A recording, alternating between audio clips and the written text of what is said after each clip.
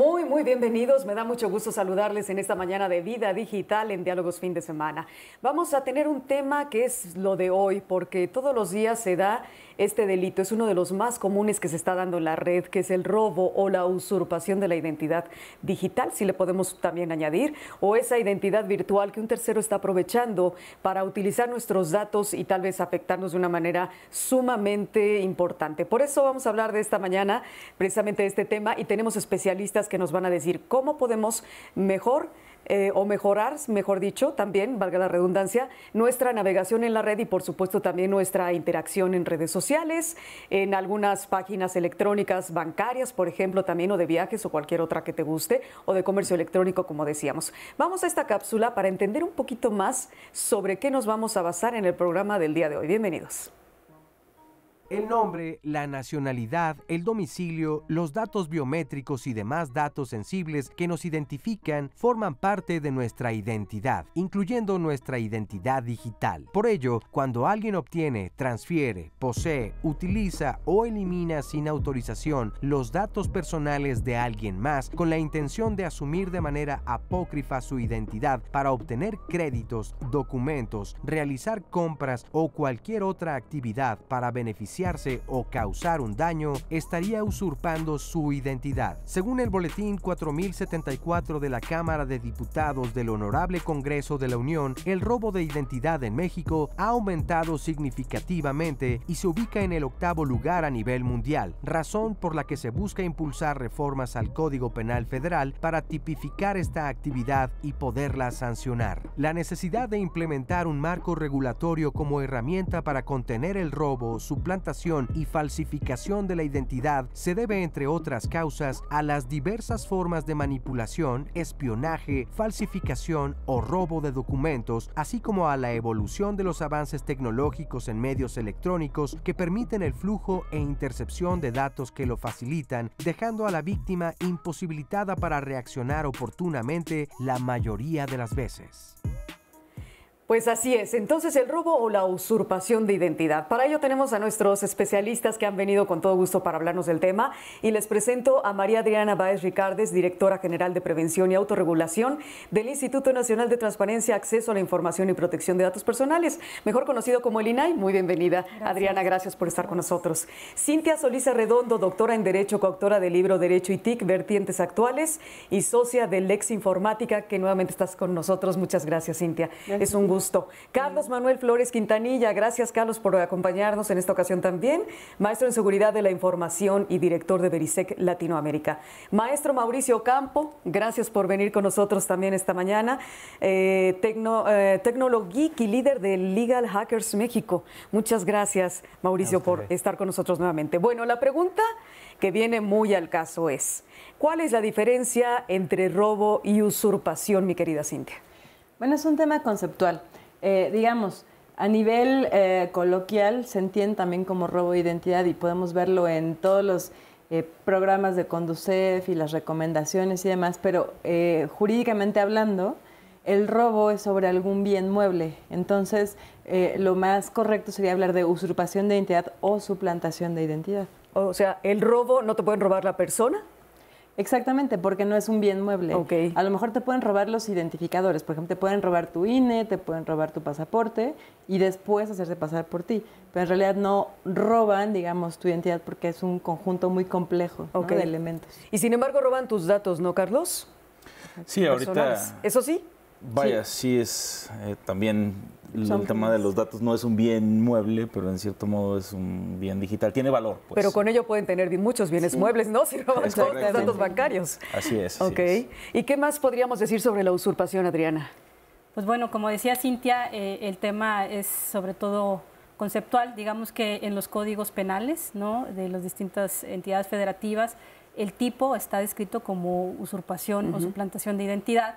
Y el robo pues es un término pues mucho más coloquial, ¿no? Es un lenguaje con el que nos identificamos más los ciudadanos y por eso las autoridades como el INAI, Conducef utilizan el tema, el nombre de robo de identidad para dirigirse a las personas y que entiendan con una sola palabra de qué estamos hablando. Es como más de las personas de a pie, ¿no, Mauricio? Lo entendemos más fácil. Sí, yo lo entendería como más bien en dos momentos, independientemente de que así está tipificado. Yo entendería que en un primer momento robo la identidad a través de robar algún elemento en donde esté aterrizada la identidad y luego en un segundo momento usurpo. Entonces, yo más bien haría esta diferencia, insisto, coloquial, porque legalmente está muy claro, y porque incluso el tipo penal habla de no solo la sustracción de estos elementos, sino llevarlos a un fin. Si no hay este fin, si no hay una consecuencia, pareciera que entonces el delito se queda sin cumplirse del todo. No dice la ley o el Código Penal que solo por el hecho de sustraer esa información ya se cumple el delito, sino hay que llevarlo a un segundo momento. Ahí es entonces donde considero que sería la usurpación. Entonces, cuando se está actuando de forma delictiva, estamos, según entiendo, usurpando ya a la persona o suplantándola y utilizando esos datos para nuestro beneficio y para pues la perjudicar a una tercera persona, ¿no? Este robo virtual de nuestra identidad es algo que también va junto con pegado o tiene aristas distintas a lo que sería el robo o usurpación en términos ya más específicos. El virtual tiene alguna connotación específica para que entendamos mejor.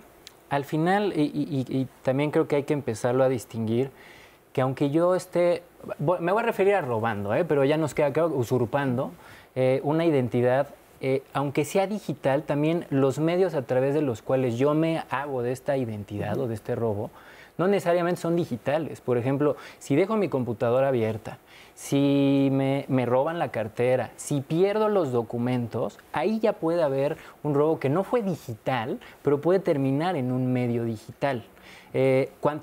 Incluso se pone como ejemplo las personas que hacen esta sustracción de identidad y entonces van y consiguen tarjetas de crédito o abren diferentes tipos de préstamos y la persona que le roban la identidad ni cuenta se da hasta que le empiezan a hablar o hasta que empieza a realizarse estas solicitudes de que ya hay un exceso en el crédito, por ejemplo. Entonces hay que distinguir que aunque se puede llegar a robar la identidad digital, el medio a través del cual yo obtengo eso puede ser físico, o sea, no digital, y digital, o sea, pensando en los hackers, en los crackers, que sí, en efecto se adentra, Hay un término por ahí que me encontré que dice que miras por encima del hombro, ¿no? Sí. Entonces la gente está con su computadora, su dispositivo, ¿no, Carlos? Y de repente, pues pone su password y está el otro over shoulder, entonces está viendo encima del hombro y te está viendo lo que estás poniendo y algunas claves importantes, rimas, o importantísimas que no las sustraería de forma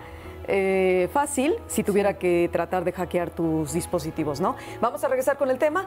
Te quedaste con ganas de decir algo, yo lo sé, Carlos. Regresamos porque seguimos hablando del robo u usurpación de la identidad digital o virtual, por supuesto. Vamos y volvemos, no se vayan, estamos también en Facebook Live.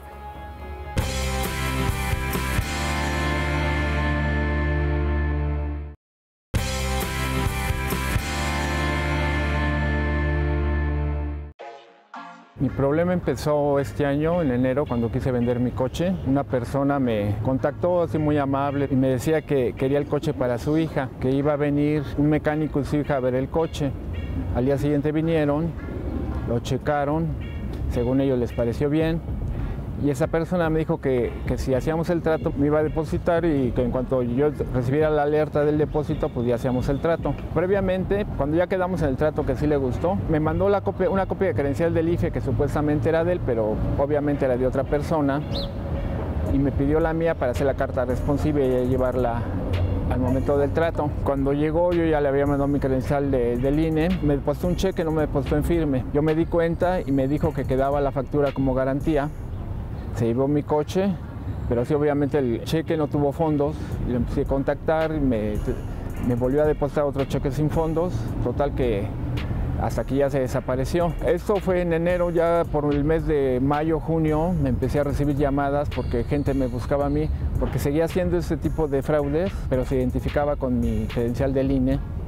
pero por toda la República me hablaban de Manzanillo, luego me hablaban de Morelia, me han hablado de Pachuca, o sea, de varias partes de la República. Se ha de pasar por un ingeniero, ahora dice que es para su hijo, no para su hija, pero sigue haciendo fraudes de robo de coche, pero se identifica con mi credencial. Yo levanté mi denuncia primero por el fraude de mi coche y luego por la usurpación de identidad. Pero pues uno siempre está temeroso de qué pueda pasar, de qué tantos fraudes, a qué tanta gente le está haciendo el fraude y en cualquier momento hoy una patrulla ya me da miedo porque no sé ni qué vaya a pasar. Me buscan en redes sociales, en internet y me localizan mi teléfono, me llaman y ya les doy la explicación, pero sí es muy incómodo estar así, ¿no? Bueno, ya escuchamos el testimonio de nuestro querido público, una persona del público que nos dijo cómo fue que le usurparon la identidad y cómo es que hasta la fecha siguen haciendo extorsión pues con su nombre y siguen haciendo, ¿no?, negocios y demás. Ya que estamos en este tema, ¿qué le podríamos decir a nuestro público? ¿Cómo podemos tratar de prevenir pues este tipo de situaciones? Sé que es difícil, ¿no?, porque te toman por sorpresa. O ya que estás en esto, ¿a dónde denuncias? ¿Qué puedes hacer? ¿Qué medidas tomar, Adriana? Sí. Bueno, pues fíjate, curiosamente, de acuerdo con algunos estudios, la gente sabe cuál es la fuente del robo de su identidad. Y pocas veces está asociado con un hackeo. O sea, tendemos mucho a pensar que el robo de identidad se debe a que alguien, un hacker, ¿no?, entró a una base de datos de un banco, se la robó y a partir de eso roba nuestra identidad. Y no es así. Los estudios indican que la gente sabe en qué momento y cómo fue. El 47%, hay un estudio que dice que el 47%, y que solamente el 5% asocia ese robo de identidad con un hackeo, ¿no? Entonces, esa cifra es interesante porque lo que nos dice es que tiene que ver con nuestros hábitos, ¿no? También hay cifras de la Conducef en donde claramente se indica que solamente el 2.2% del robo de identidad tiene que ver con el mundo virtual. Todavía solo el 98% sigue siendo en el mundo y en el entorno físico, ¿no?, que le podemos decir, o en el mundo offline. Así es. Okay. Entonces, las recomendaciones para evitar ser víctima de este delito pueden ser muchas, ¿no? El INAI tiene publicada una guía en su portal de internet donde describe con detalle cuáles son las técnicas que utilizan quienes cometen este delito en el mundo virtual, en el mundo físico y con el uso de tecnologías, pero sin internet, como por ejemplo la clonación de una tarjeta. Claro. Y en esa misma guía vienen 10 recomendaciones básicas, fundamentales, para evitar ser víctima de este delito y que tienen que ver pues, con el entorno en el que se puede dar. Por ejemplo, en el mundo físico, no tirar nuestros estados de cuenta, fotocopias de nuestras identificaciones así directito a la basura. Hay que destruirlos, de manera preferente por métodos seguros que eviten que quien vaya a recolectar la basura pueda volver a integrar el documento. Por más increíble que parezca, sí existe este tipo de método para robar la identidad, ¿no? Entonces hay que tener mucho cuidado cuando estudiamos nuestros documentos. Otro es el que tú hablabas, no estar muy pendiente quién está en nuestro entorno, alrededor de nosotros, porque por arriba del hombro pueden estar tomando nota de nuestras claves, ¿no? Otra recomendación es llevar con nosotros nada más las identificaciones oficiales necesarias para lo que vamos a hacer en el momento. Hay otro estudio muy interesante que dice que 9 de cada 10 personas trae consigo en su cartera identificaciones, ¿no? Que luego si te roban la cartera pues pierdes todos estos documentos que son básicos para que te roben la identidad, ¿no? Entonces, si quieren le paso la palabra a otra persona, pero si quiere hablar de recomendaciones del mundo virtual para no llevarme yo. A ver, pero Carlos, creo que la verdad para este señor, o sea, ahora sí que con todo respeto y todo, pero todas esas recomendaciones, la mayoría hubieran sido completamente inútiles, ¿no? Entonces, ese es el tema que, la verdad, la gente ahorita, para cierto tipo de cosas, no está en la mejor posición de poder defenderse a sí misma, ¿no? Entonces, le pedimos a veces al usuario final en la calle que se defienda de este tipo de delitos y en muchos casos lo puede hacer, obviamente teniendo una cuestión de higiene de sus datos, ¿no? Pero hay otro tipo de ataques en los que, aunque tenga toda esa higiene de datos, no lo va a poder hacer. Digo, ahorita el señor en específico yo veo dos cosas, ¿no? Una es que le dan un cheque falso, que bueno, ahí también, también un poquito de sentido común, no me dan un cheque a alguien que no conozco, que no sé qué es del banco, como no me lo dan en el banco, voy y lo cobro después y rebota, ¿no? Entonces ese es un fraude que tiene no se previó muchísimos con un años, cheque ¿no? certificado. El segundo fraude es el tema de la INE, ¿no? Que le da la INE y se va y lo presenta a otra gente. Que ahí estamos viendo que es una credencial que no está diseñada para esas cosas. O sea, tú estás poniéndole tu confianza a un instrumento que no está diseñado para resolver este tipo de problemas. Entonces, el hecho de que él confíe en él y las otras personas que está defraudando confíen en él, es el problema. O sea, el exceso de confianza nos lleva a esto, pero la verdad es que, como dices, caemos ya en el robo de nuestros datos o en el robo de nuestras identificaciones. Y ya que estás metido en ello, pues es un poco difícil que te asesore a alguien cómo salir. Pero el problema en específico es quién acepta esa INE. O sea, si yo acepto esa INE, ok, la checaste con ultravioleta, viste los 21 No, métodos. Es que no hacemos eso. Por eso, porque no está diseñada para ese tipo de transacción que hizo este señor. Entonces, este señor está usando una credencial completamente equivocada para hacer una transacción que no está diseñada. Entonces, todo el tema estaba mal. Ahí creo que hubiera sido más sorprendente que no hubiera habido fraude a que lo hubiera habido, ¿no? Lo más común era que hubiera. Todos los elementos se daban para ello, ¿no? Desafortunadamente. Bueno, vamos a regresar para seguir hablando del robo o usurpación de la identidad y también, por supuesto, cómo nos movemos en la vida digital y que por ahí nos pueden también hacer daño. Regresamos con más en Vida Digital.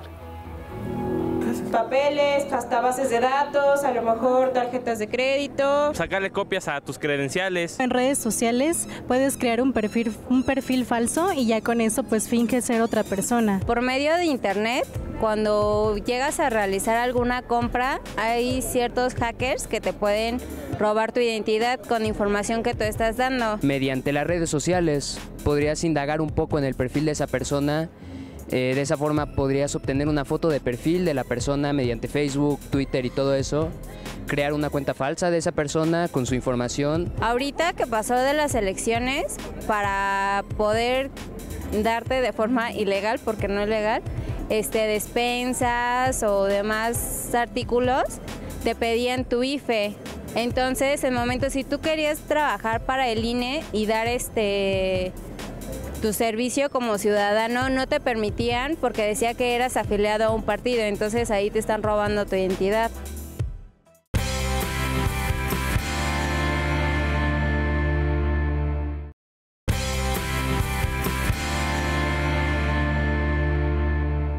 Bueno, pues vamos a hablar ahora en una cápsula que es muy interesante sobre los tipos de usurpación de identidad. Así es que regresando de esta cápsula vamos a tocar el tema con nuestros especialistas. Existen dos formas básicas que emplean los delincuentes para usurpar la identidad.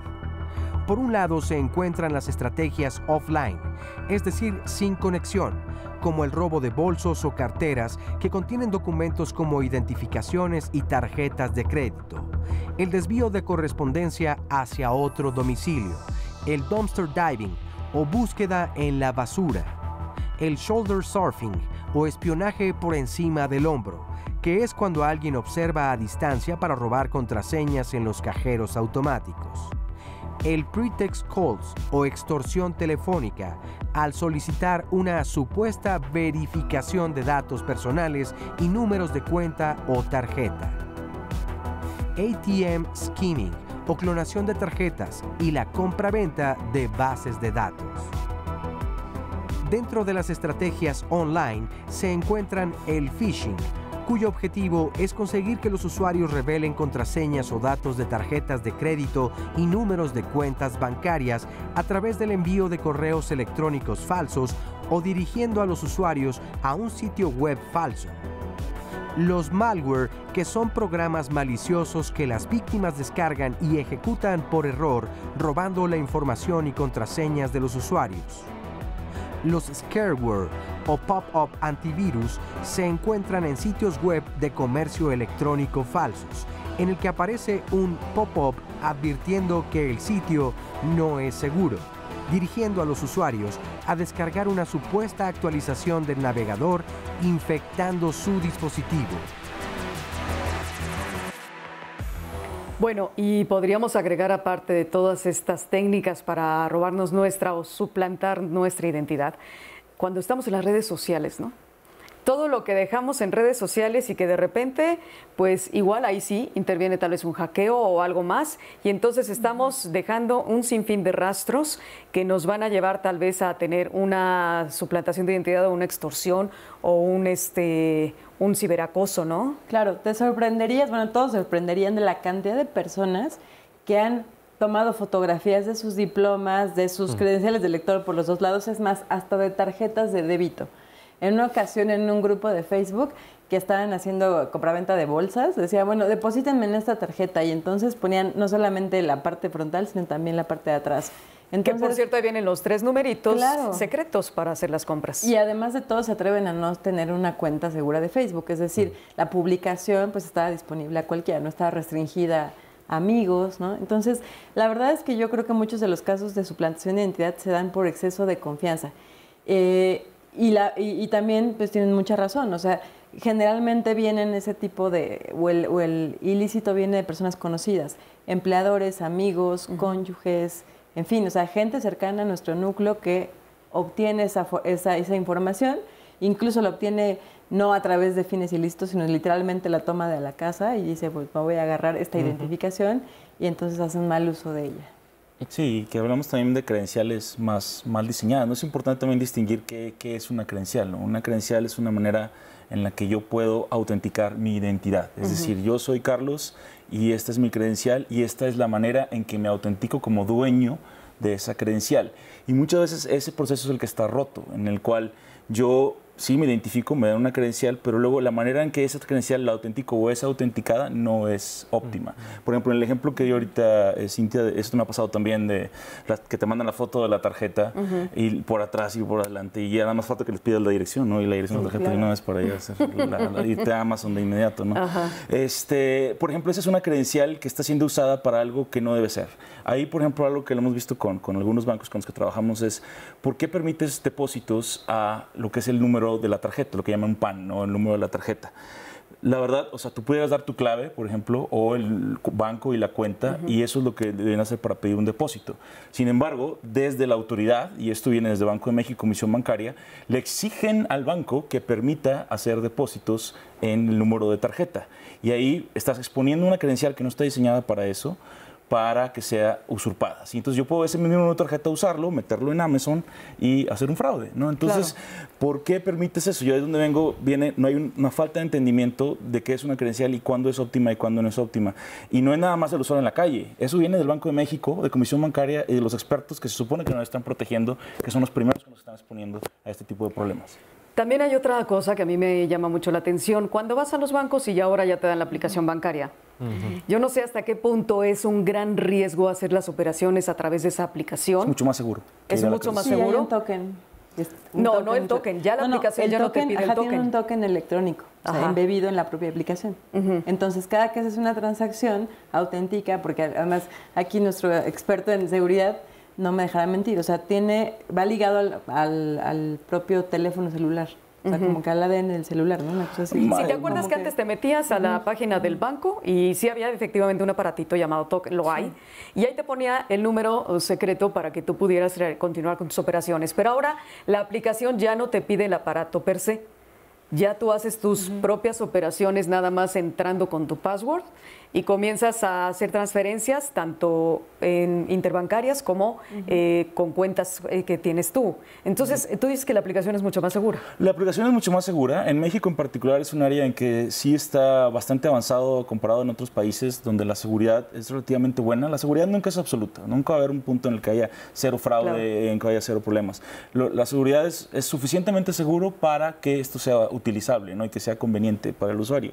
Y en ese caso creo que México está bien. O sea, el tema de las aplicaciones no es el problema. El gran problema que tenemos en el tema financiero son las tarjetas, ¿no? Es el fraude que se llama de tarjeta no presente e incluso tarjeta presente. Si tú comparas ese tamaño de ese fraude con el fraude que hay de alguien que te robó tu credencial de tu app para hacer una transferencia, es astronómicamente mayor el de tarjetas, ¿no? El de acá sí existe, pero no es que falle la aplicación, sino que alguien te robó tu contraseña de ciertas maneras y luego ya pueden utilizar la aplicación. Entonces, es que mira, hay también en la investigación que hemos hecho yo me encontré con una técnica de robo de datos, por ejemplo, a través de lo que estás digitando en todo lo que es la web o la red. Y entonces decía, hay un mismo programa que todos los números o todo lo que estás digitando lo va guardando y lo puede utilizar para después robarte datos y poder utilizarlos en tu contra, ya sea que te haga un fraude, ya sea que te suplante por algún asunto o que haga una compra con tus datos. Pero normalmente las aplicaciones móviles, por eso va ligado a tu teléfono, porque si quisieran descargar la aplicación móvil con tus identificadores, brotaría algún tipo de... O sea, va ligado a tu número celular, no nada más al equipo. Pues si alguien quisiera descargar la aplicación y utilizar tus identificadores, saldría o marcaría un error. Ahora depende, yo conozco 2 o 3 aplicaciones móviles, cómo funcionan ese nivel, pero yo creo que depende de cada banco, ¿no? Exacto. Claro. Bueno, sí ocurre, pero no es tan común. Así es. Vamos a hacer una pausa pequeñita y seguimos hablando y sobre todo cómo prevenirnos o cómo también movernos de manera más segura cuando estamos en la red. Y es que me pongo nerviosa porque digo, no vayan a generar un fraude ahora. Vamos a regresar con más sobre el robo o usurpación de identidad en la vida digital.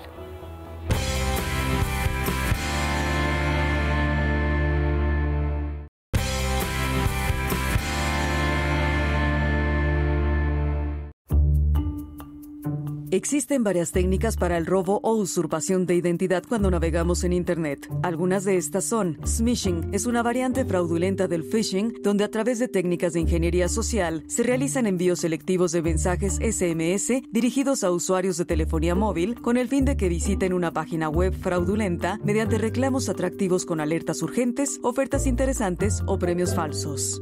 Otra técnica es el conocido spam, también conocido como correo electrónico basura. Se puede considerar como spam a cualquier mensaje de correo electrónico enviado a varios destinatarios que no solicitaron tal mensaje. Un mensaje de spam debe cumplir con varios aspectos: ser enviado de forma masiva, ser un mensaje no solicitado por el usuario y tener contenido engañoso, habitualmente de tipo publicitario. Una vez que el usuario accede al contenido engañoso, es direccionado a una página web controlada por el atacante, en donde mediante el llenado de formularios proveerá información personal que posteriormente se utilizará para cometer un fraude. Asimismo, cuando el usuario descarga el contenido adjunto al spam, se traduce en una invasión a su computadora o dispositivos mediante un virus que roba la información. El spam es un caso específico de spam a través del cual se envían mensajes instantáneos cuyo contenido puede incluir spyware, registradores de pulsaciones, virus, vínculos a sitios de phishing o invitaciones para suscribirse a servicios o promociones falsas mediante el envío de mensajes instantáneos a un servidor controlado por el atacante, cuyo objetivo es tomar el control de la lista de contactos para suplantar la identidad del usuario. Por su parte, los registradores de pulsaciones es una forma de software espía que guarda las letras que fueron pulsadas en un documento de texto. Cuando un usuario que tiene este software instalado está navegando en la web, visitando sitios de comercio electrónico o banca electrónica, el registrador de pulsaciones puede retomar los caracteres digitados. En este caso, el usuario, al estar escribiendo, lo hace en un marco invisible controlado por un atacante. También existe la técnica llamada farming, que permite a un atacante redirigir un nombre de dominio o domain name a otra máquina distinta. De esta forma, un usuario que introduzca un determinado nombre de dominio que haya sido redirigido accederá en su explorador de Internet a la página web que el atacante haya especificado para ese nombre de dominio. Bueno, pues otras técnicas que también encontramos y que, bueno, cada vez salen más y más y más términos, pero hemos querido sintetizar lo más importante para que estemos prevenidos. Mauricio, me decías algo muy importante ahorita saliendo del corte, que hablabas sobre una cosa es autenticar y otra cosa identificar.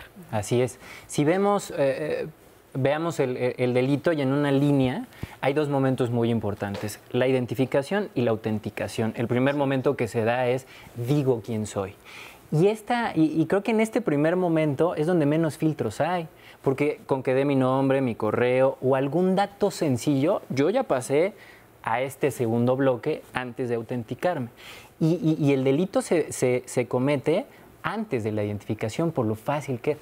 Digamos, no que la autenticación sea lo de menos, pero si yo ya obtuve los datos para identificar, falsamente, entonces ya la autenticación es relativamente sencilla. No estoy diciendo que no haya muchas herramientas y muchas plataformas que es donde se concentran, pero ¿por qué no también estos esfuerzos ponerlos en la identificación? A ver, pero déjame entender para las personas que estamos aquí entendiendo a los especialistas. La autenticación es cuando ya te están pidiendo un password, cuando estás haciendo reconocimiento facial. Biometría, exacto. O huella digital. Exacto. Entonces, primero, soy, y la autenticación es compruébame que realmente tú eres ese que dices. Sí, es como en el cajero en la tarjeta, ¿no? Metes el cajero, pero metes la tarjeta al cajero, te identifica, ¿no? El chip te está identificando. Cuando le pones tu NIP, te autentica. Ya, ese es otro paso. Como dijimos al inicio del programa, hay dos momentos, ¿no? Uno cuando es que te roban la identidad y otro es cuando la mal usan para obtener un beneficio, ¿no? En el primer momento podemos decir que el usuario, la persona, tiene ahí mucha responsabilidad y tiene que ser muy cuidadoso con sus documentos, con sus datos personales, con sus redes sociales. Ahí el usuario es clave en el primer momento para evitar que den el primer paso, que es que te roben tus datos personales para luego utilizarlos de mala manera, ¿no? En el segundo momento, que es cuando el que comete el robo puede ya usar los datos, ese segundo momento, ahí lo que es clave son los cuidados que tienen las empresas o las instituciones de gobierno justo para que tú te identifiques y autentiquen ellos que tú eres quien dices ser, ¿no? Y ahí la ley de datos y las obligaciones que hay en torno a la protección de los datos personales son fundamentales, ¿no? Ya hay una serie de requisitos que todas las empresas e instituciones de gobierno tienen que cumplir para que justo se pueda evitar no solamente que les roben bases de datos, sino que alguien usurpe la identidad. Porque si tú obedeces lo que dice la ley, que tienes que, como empresa, como institución de gobierno, tener las medidas razonables y necesarias para que los datos que estés tú utilizando sean correctos, si cumples con esta obligación e implementas medidas para cumplir con esta obligación, se pueden evitar que justo esos datos que ya fueron robados después hayan sido mal utilizados, y eso es lo que le causa la mayor consecuencia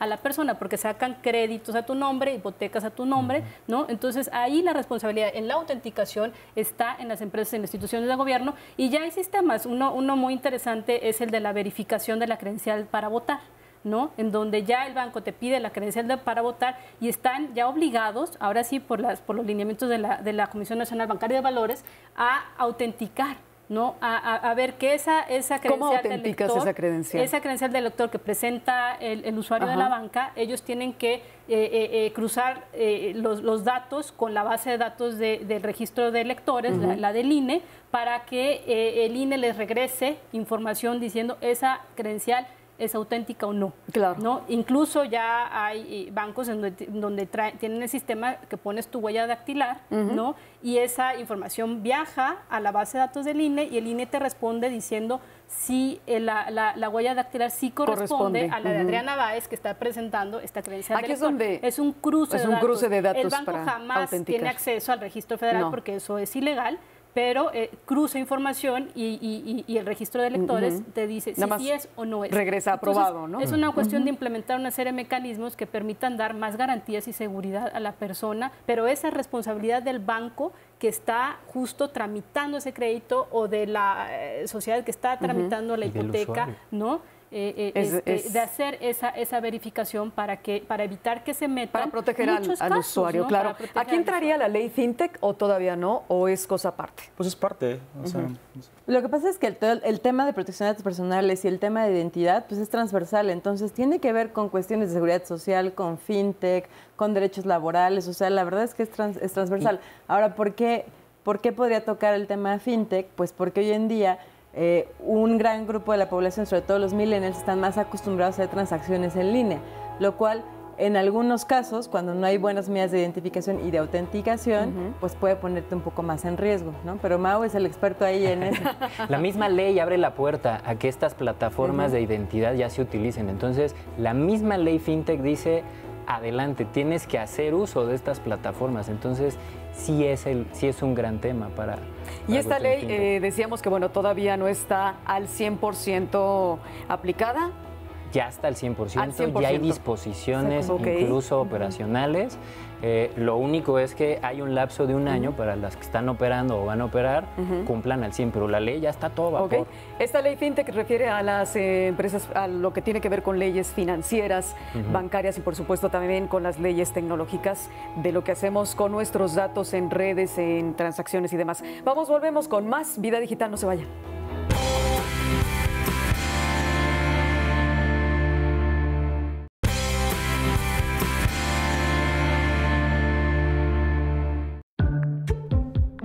Algunas recomendaciones para evitar ser víctima de usurpación de identidad son: 1.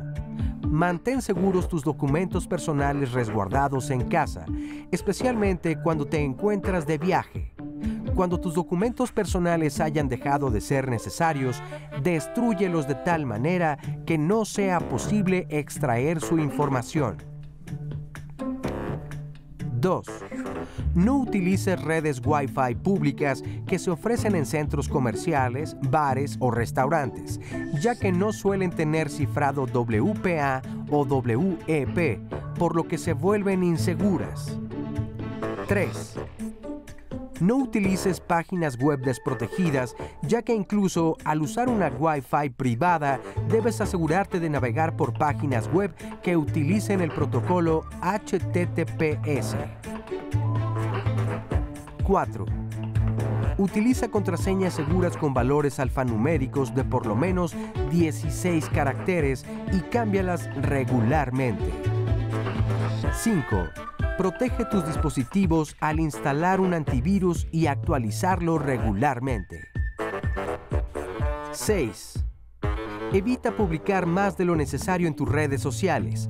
Lo ideal es configurar tus niveles de privacidad entre tus contactos. 7.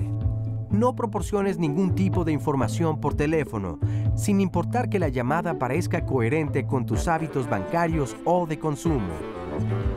8. Mantente pendiente de no recibir tarjetas de crédito, servicios o artículos que no hayas solicitado. 9. Haz caso omiso de los mensajes en los que te comunican que has ganado un premio o te hacen una oferta especial. 10. Cuando te soliciten tus huellas dactilares, asegúrate de limpiar la superficie del equipo electrónico para que no pueda ser retomada con cinta adhesiva o algún otro mecanismo para copiar la imagen.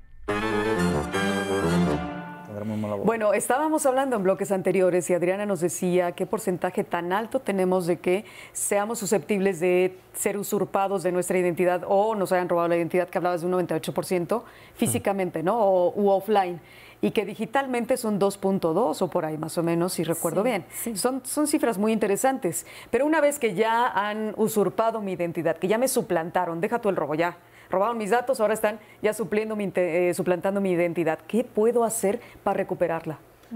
Bueno, específicamente, por ejemplo, en el entorno, en redes sociales, las empresas ya han implementado mecanismos de autenticación para que las personas puedan recuperar sus cuentas. Primero, ¿no tendrías que ir al INAI para poner una... pues es como en paralelo, no, puede ser no en sé el INAI. paralelo. Digo, ¿No? si es tema financiero, tienes que ir a la Conducef. En algunos puntos tendrías que ir a la Profeco. O sea, depende un poco de cómo se haya dado y ver los términos y condiciones de la red social, porque ese es el problema. Luego no lee uno y aceptas todo eso y uno mismo se ata las manos de luego recurrir a un sistema de defensa. Porque al hablar de plataformas que son mundiales, no sé si las autoridades locales pudieran funcionar para efectos de algo que yo ya acepté, ¿no? Entonces... No, sí se puede. Tengo la sensación de que un poco sí hay que seguir el mismo proceso interno de la red social, pero ir, excepto Profeco, y que la misma autoridad local entre para un problema que la legislación es mundial. Tengo mis dudas. O sea, un ministerio público podría ser. Exacto. Que es precisamente algo que ahorita no se tiene. Y esto afecta a otros países. Recientemente Estados Unidos, bueno, en el gobierno de Obama, de hecho, crearon una dependencia que precisamente se dedica a ayudar a la gente a salir del problema de robo de identidad. ¿Por qué? Porque es transversal. O sea, te afecta en temas financieros, te afecta en temas sociales, te afecta en temas académicos, muchas cosas. También te afecta en temas de reputación. Claro. Estaba viendo que correcto, incluso hay quien solamente tiene la finalidad de degradarte, ¿no? De manera...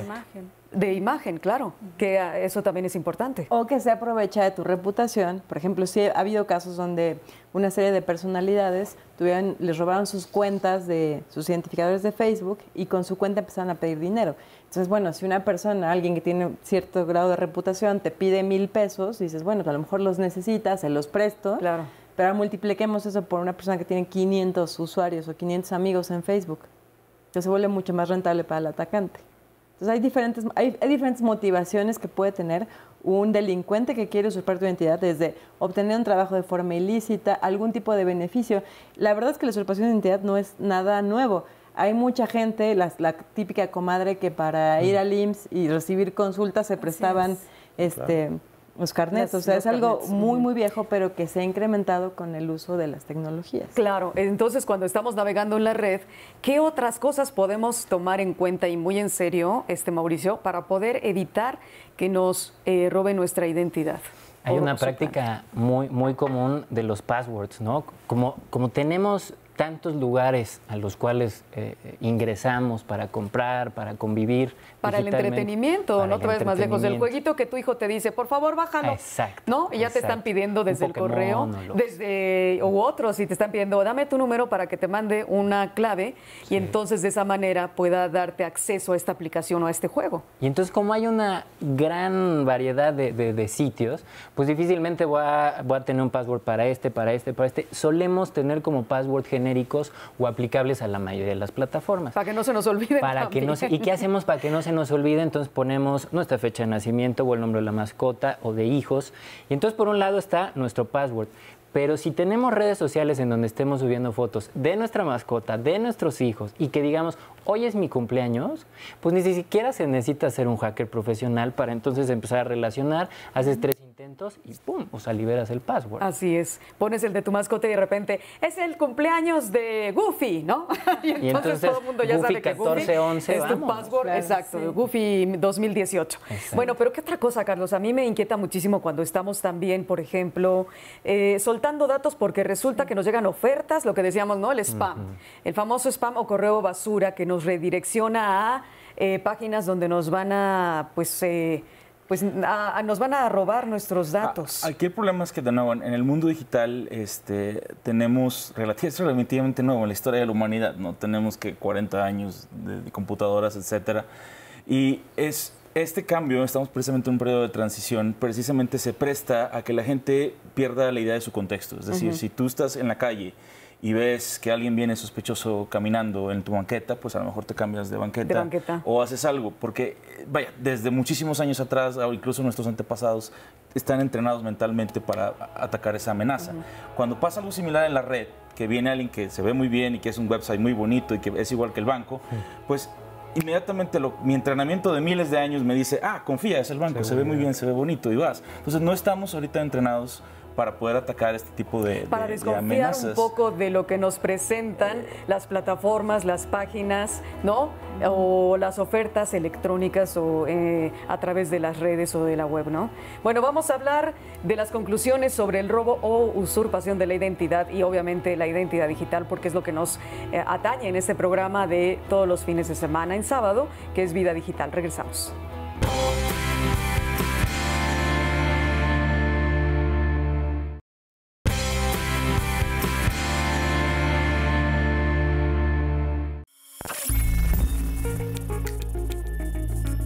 Criptografía, técnica que consiste en cifrar un mensaje conocido como texto en claro, convirtiéndolo en un mensaje cifrado o criptograma. El objetivo es que sea ilegible para todo aquel que no conozca el sistema de cifrado.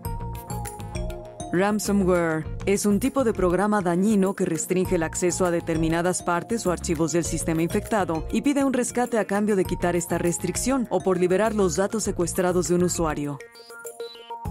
Spoofing o falsificación de datos, técnica de suplantación de identidad en la red llevada a cabo por un proceso de investigación o con el uso de malware.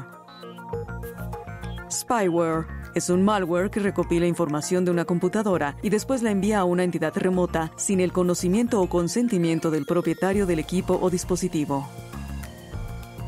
Suplantación de identidad. Actividad maliciosa en la que un atacante se hace pasar por otra persona para cometer algún tipo de fraude o acoso.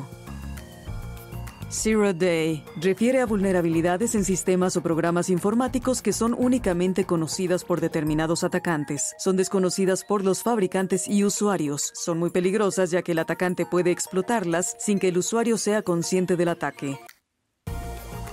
Parche de seguridad. Conjunto de cambios que se aplican a un software para corregir errores de seguridad en programas o sistemas operativos. Zombie es el nombre que se le da a las computadoras controladas de manera remota por un ciberdelincuente para realizar actividades ilícitas a través de Internet.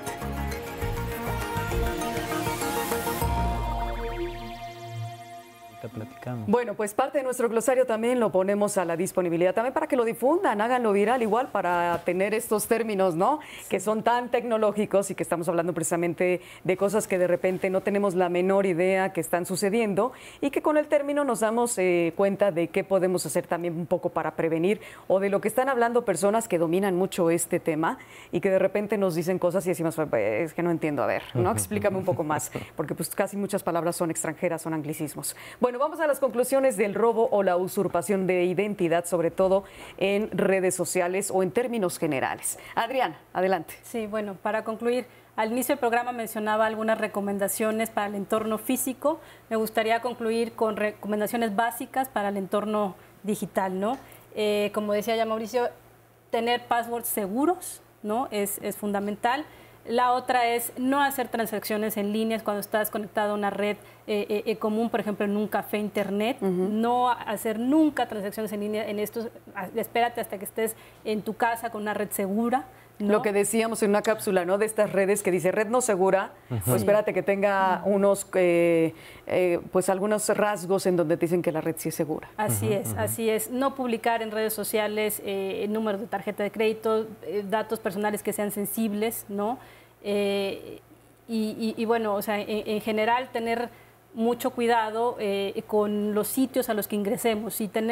Si recibimos un correo electrónico que no conocemos a quien nos lo está enviando o aunque lo conozcamos, no ingresar a esos vínculos. Si es necesario, por ejemplo, entrar a un banco para hacer transacciones en línea, teclea la dirección, es preferible ingresarlo que darle clic y recordar que los bancos no piden información ni por teléfono ni por correo, información de tus cuentas bancarias. Ni por mensaje de texto. Ni por mensaje de texto. No soltar nuestra información financiera a través de estos medios. Si hay alguna sospecha de un correo, hablar directamente a la sucursal bancaria y preguntar a qué se debe este correo y hacer la transacción de manera directa con ellos y nunca por estos correos que recibimos. O estas llamadas telefónicas, o llamadas ¿no? telefónicas, ¿no? Que recibimos pidiendo nuestra información financiera. Muy bien, Mauricio, cuéntame, a manera de conclusión. En específico, en cuanto a passwords, hay plataformas que te generan passwords seguros. Entonces, esa es una buena práctica, como Dashlane, por ejemplo, es el nombre de una plataforma. Entonces, buscar este tipo de plataformas. En los sitios, que bien decía Adriana, hay que fijarse que arriba el candadito es verde. No sé si les ha tocado que a veces entra uno a un sitio y es rojo o dice sitio no seguro. Hay que buscar el certificado SSL, que es el que da el candadito verde.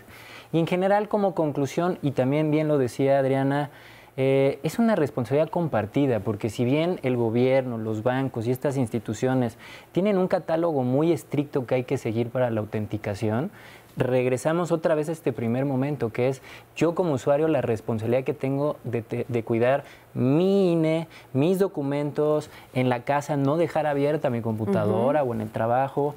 Entonces, responsabilidad compartida y mucha conciencia, que al final el primero que van a vulnerar para que me puedan sustraer mi identidad soy yo. Yo voy a ser el primero que voy a abrir la puerta. Así Entonces, es importante. El SSL que decía son esas capas de conexiones seguras, ¿no? Que nos ayudan a saber que esa red nos puede ayudar, ¿no?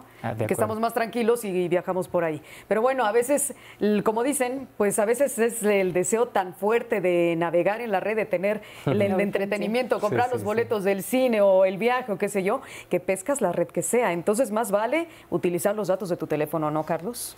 Sí, que bueno, ya después de 20 años en seguridad informática, la verdad uno se vuelve un tanto cínico de muchas cosas, incluyendo muchas recomendaciones, porque la verdad muchas de estas que ha mencionado son útiles, definitivamente son parte de un higiene básico, pero son completamente insuficientes para la sofisticación de muchos ataques que tenemos ahora, ¿no? Y creo que aquí el tema, más bien el robo de identidad para mí es un tema de economía. Entonces, aparte de abogados y tecnólogos, la próxima vez traigan a un economista, porque aquí vemos un tema específico que se llama una externalidad, es decir, cuando la persona que está o la entidad que está en la mejor posición de resolver el problema no es la que está con la mejor motivación de resolverlo.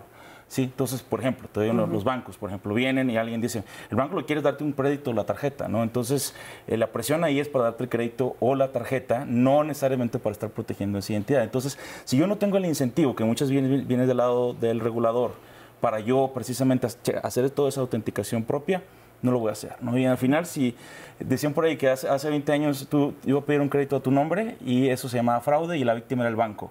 Ahora, si yo lo hago, se llama robo de identidad y la víctima eres tú. Entonces, ahí ha cambiado un tanto un tema de insistencia. Te interrumpo, pero a lo mejor es importante para quien nos ve que conozcan que los lineamientos de la Comisión Nacional Bancaria de Valores ya establecen que si el banco no hizo esa autenticación de la credencial del lector, está obligado a reparar el daño en 48 horas. Entonces sí hay externalidades, como tú lo dices, pero también la ley ya lo está señalando. Tiene que crear esos incentivos para evitar eso. A ver, Cintia, porque nos vamos en un minuto. Cuéntame tu conclusión. Bueno, mi mensaje final nada más es que a todas aquellas personas que han sido víctimas o que pueden ser víctimas de este delito de usurpación de identidad, sepan que existen los mecanismos legales, tanto a nivel administrativo, civil y penal, para que esto no se quede impune, ¿no? Porque hay mucha esta idea de que no hay nada que hacer. Por supuesto que hay muchas cosas que hacer. No les prometo que es fácil ni que es rápido, pero sí existe. Y si acudimos con las autoridades, podemos ayudar a erradicarlo o por lo menos controlarlo más. Así es. Y recuérdanos a qué autoridades podríamos acudir. Está el INAI, la Comisión Nacional Bancaria de Valores, la CONDUCEF y sobre todo el Ministerio Público, ¿no? Que al final casi nunca queremos ir ahí, pero es la instancia obligada cuando, obviamente, en las entidades federativas donde está tipificado este delito. Así es. Bueno, pues les agradezco muchísimo el que nos hayan acompañado en esta emisión de Vida Digital, donde hemos estado hablando del robo o usurpación de la identidad. Gracias a Cintia, a Carlos, a Mauricio y a Adriana, nuestros especialistas de esta mañana. Gracias.